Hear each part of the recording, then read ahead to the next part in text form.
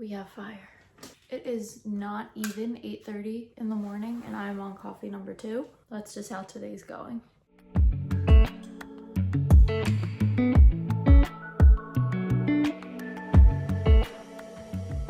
Welcome to book club. It's Monday morning. It's like 8:15ish.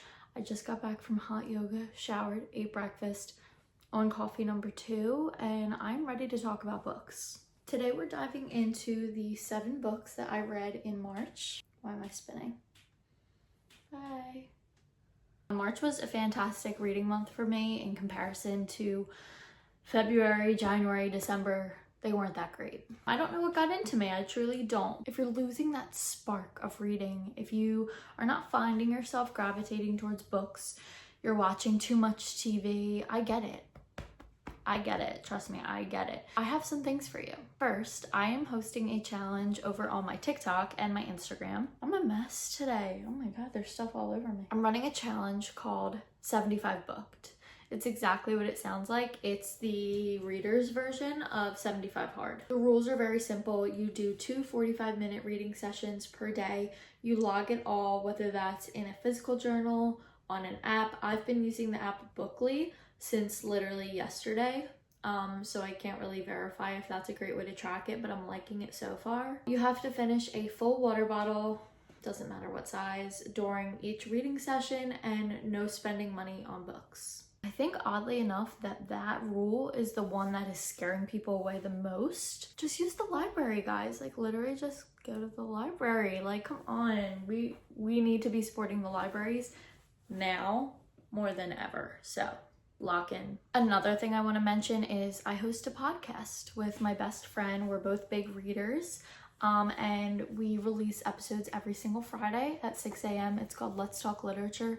Each month we host a book club. We host it through Fable, so you can read with us and we talk about our thoughts and stuff like that. And then the 3rd Friday of the month we host the book club through the podcast. The 1st of the month we talk about new releases, we do a ramble episode, we do a wrap-up episode. It's all things books. It's fun. All right, enough blabbering. Let's get into today's video. I'm going to talk to you about the 7 books I read in March. Yeah, I feel like these glasses are making me look like not me, but I kind of like it. I've been tracking my reading in this cutesy little journal that I got on TikTok Shop. So that's what I will be referring to and looking at today for my notes. Let's begin. Book number 1 I read on my Kindle. This is 3 Days in June by Ann Tyler. I'm spinning again. This would be considered contemporary fiction leaning towards women's fiction. It's 156 pages. I read it on my Kindle. I started it on March 4th and I ended it on March 5th. The story follows our main character, Gail, who is around middle-aged, I'd say. I want to say she's 50s or 60s. The story begins with her quitting. She works at a school. It's a little dicey the way she quits. It's kind of a mixture of her getting fired / pushed out and her quitting. We also learn that her daughter is getting married that weekend and her ex-husband is coming to town for the wedding. Her daughter's mother-in-law is hosting a spa day for the bride and the bridal party the day before the wedding, and she is not invited, and her ex-husband shows up on her doorstep and needs a place to stay for the wedding weekend. So our main character, Gail, is thrown in a little bit of a tumultuous ride to begin this story. She's kind of socially awkward. She doesn't really say the right things, so to speak, and you get the feeling that she's really pushing everybody away. What I have to say about this book is I loved how much character growth you were able to see in 156 pages, and I loved how real the characters felt. Throughout all of the wedding activities, festivities, everything going on, Gail is able to look at her daughter and self-reflect on her own actions, her own journey, her own choices. This is the kind of book that I would recommend reading if you're looking for a story about hope, something that's centered around a character kind of losing all inspiration and finding themselves through that low point. The story ends in an incredibly heartwarming, sweet way. I would really recommend this book. It wasn't like a fantastic book, but it was great. I'm gonna give it 4 out of 5 stars. The next book I have today is Yellowface by R.F. Kuang. This is one of the most popular books that I'm gonna talk about today, and for all the right reasons. This book follows June Hayward and Athena Liu. They both graduate college together. They're both aspiring writers. There's this hype surrounding the idea that they're two best friends who are going to be so successful in the writing world, and that's just not how it pans out. Athena becomes super popular, a very mainstream author, whereas June just kind of plummets after school. None of her work really goes anywhere. She doesn't have a big fan base. She's not as successful as she wanted. Maybe 20 pages into this book, Athena dies. A very tragic freak accident happens, and who is there during her death but, what's her name? June. And what does June do? June finds Athena's manuscript that she's working on for her next big book, and she steals it. She takes the manuscript, she edits it as her own, changes some words, changes some character names, completely disregards the whole point of Athena's writing that story and makes it her own and publishes it. She publishes it under a pen name, Juniper Song. She takes very ambiguously ethnic photos for her author photo in the back of the book, and she's really seeming to grapple with, shouldn't this story be told regardless of who the storyteller is? That's the center of this book. So as time passes, people start to catch on to some weird things. They start to call her out on her racism, and she plummets. She absolutely plummets. This book is so good. So good. I could not put this down. I couldn't stand June. I actually couldn't stand her. But what made it so interesting was she was so real. She felt like, it felt scarily realistic. Like I could totally see pulling up Book Talk today and something like this happening. R.F. Kuang is truly one of those authors that just writes really powerful stories that are also equally entertaining. I'd recommend this if you're looking for something fast-paced, something with a little more girth. Oh god, I hate that word. I hate that word. Something with a little bit more substance. I like that better. It was fantastic. I'm gonna give it a 4-star. It wasn't my favorite book in the world, but fantastic. The next book we are on to is Outlander. I read literally this tiny little itty bitty mass market version. She's gigantic. This is by Diana Gabaldon, and this is a fantasy, romance, historical fiction, something series. It's kind of older. It was published in 1991. So go into this with that in mind, okay? Check the trigger warnings before you pick this up. This follows our main character, Claire. She is in Inverness in Scotland with her husband, and they are celebrating their honeymoon a little bit delayed. They both were separated by World War II, and they are now taking the time to finally celebrate their wedding and whatnot. So while they are in Inverness, Claire accidentally stumbles upon a set of rocks. Think of Easter Island, like big rocks, okay? She stumbles upon them and she time travels back to 1745. It's 1743, I'm sorry. That's where the story really picks up. We meet James Fraser, who is a Scottish clansman, and we love James. We love him. We love him. He is truly one of the best male main characters I've ever read. Ever. I adore him. This is spicy, adventurous, scary, thrilling. There's also a TV show. I'm sure you've heard of the TV show. It's got like 8 seasons, and I think the new one is in production right now, question mark. I watched the first season after I read this, and it was phenomenal. Obsessed. If you're looking for a steamy historical fiction, romance, fantasy, that's a mouthful, is your girl. 5 stars, but please check the trigger warnings, please. Don't be mad at me. I told you to. Okay, next we have Book Club. This is the book that we did for Let's Talk Literature's March Book Club. It was super fun. This was honestly one of my favorite ones that we've done so far. This is, what's it called? I Who Have Never Known Men, by me saying I'm obsessed with it. Oh, I love this book, so good. What's it called? Like, I'm so fake, sorry. I'm quitting. I shouldn't have had 2 cups of coffee. I Who Have Never Known Men by Jacqueline Hartman. This is a translated short story. It's like 150 pages, I think. This follows a group of 40 women who are kept in captivity underground in this bunker. They have no idea how they got there, no memory of being placed there. Most of them are at the age where they have some memories of a life before the bunker, but our main character is young, When she gets in the bunker, she is very young. She's still a child and she knows nothing before the bunker. She's kind of the outlier there. She doesn't fit the bill of everybody else. She's our main character who we are following. We kind of watch her go through puberty and experience like teenage years in the bunker. We see her starting to form attractions to some of the guards that keep watch over them.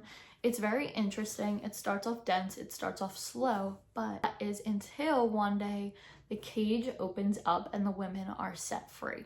All 40 women go out into the real world, and from there we are kind of at this standstill where the women are trying to figure out what happened, where they are, and how they are going to survive in a world desolate, abandoned, and on their own. It's one of those books where you're gonna realize the things that you want to happen, that's not what this book is about. I don't want to say any more because I don't want to give away anything big. It's about the people you meet on the way, okay? It's not about where you end up. I feel like this is a book that you could pick up and find something new that stands out to you every time. And it's kind of looking at what makes us human when we are stripped of all of the privileges of housing, of money, of electricity. What is it about us that makes us human? Very deep. I gave this a 4, another 4-star. Yeah, fantastic. I'd recommend it. The next book I'm going to talk about is probably one that is on everybody's radar right now, and if it's not, it absolutely should be. This is Sunrise on the Reaping by Suzanne Collins. This is, I'm spinning again, this is the new prequel in the Hunger Games series. I was gonna be mean and say if you live under a rock and you don't know what this is about, but I'm trying not to judge. If you don't know what Sunrise on the Reaping is, this is the story of Haymitch, who is Katniss and Peeta's mentor in the regular Hunger Games trilogy, okay? We are following Haymitch in his games when he is a boy. This is the 50th Hunger Games, the second quarter quell, and in this year's Hunger Games, double the number of children are reaped for the games. So Haymitch ends up being one of 4 that are selected from District 12, and we follow him as he participates in the Hunger Games unwillingly. This is truly one of the saddest books in the entire series, in my opinion. A lot of death, okay? A lot of death, and every single one's gonna hit you in the gut. Also, Suzanne Collins, I swear, is a magician. But there's pieces in the Hunger Games movies. If you watch the Hunger Games after reading this, you're gonna be like, how did he react that way? Why is he reacting that way when his prequel wasn't even written yet? How does he know that? You're gonna meet some characters that you already know, but you're gonna meet them in a different way. And it's gonna be hard, it's gonna be sad. I'm gonna be here holding your hand through every step of the way. We are just gonna hold tight. We are gonna sit tight and wait until November 2026 for the movie. And I will be checking back in with you guys then to make sure you've all read, okay? So you have until November 2026. That's like a year and a half, all right? So 5 stars. Next. The last book of today is Long Bright River by Liz Moore. If that name sounds familiar, good, it should. First, she has a TV show adaptation that just came out for this book on Peacock. And second, her other book, The God of the Woods, was super popular this past summer, so summer 2024.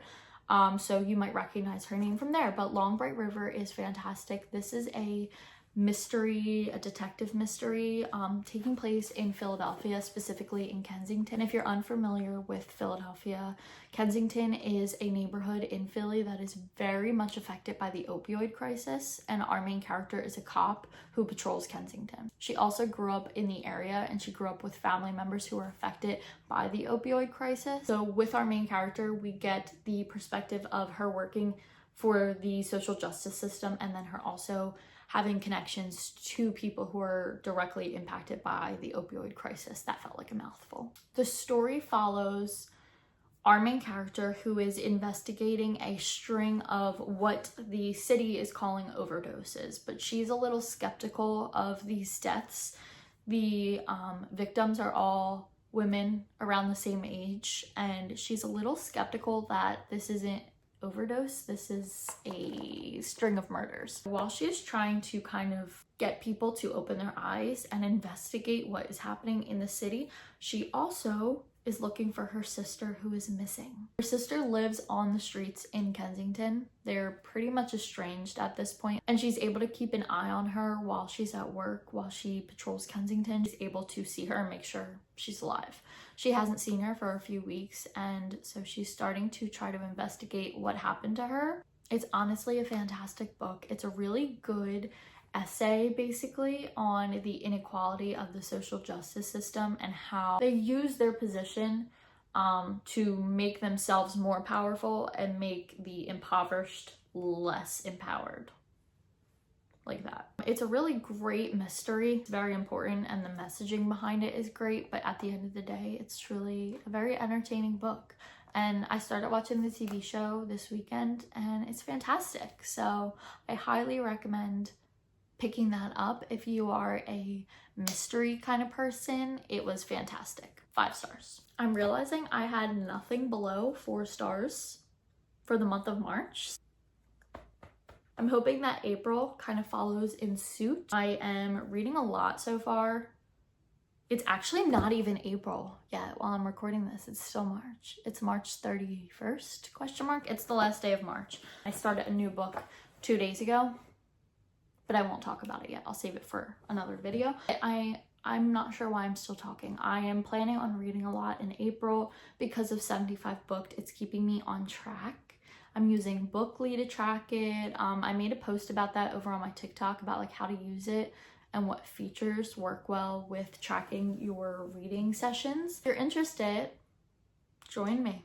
Join me in 75 Booked. You can start whenever. There's no set dates. It's super fun.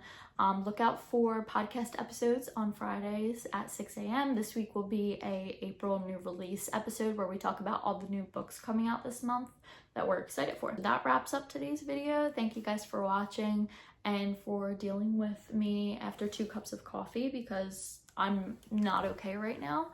Yeah, let me know what you read in March, what your favorite book was, what your least favorite book was, and anything else you care to share in the comments below. Thank you guys, and I will see you next Monday.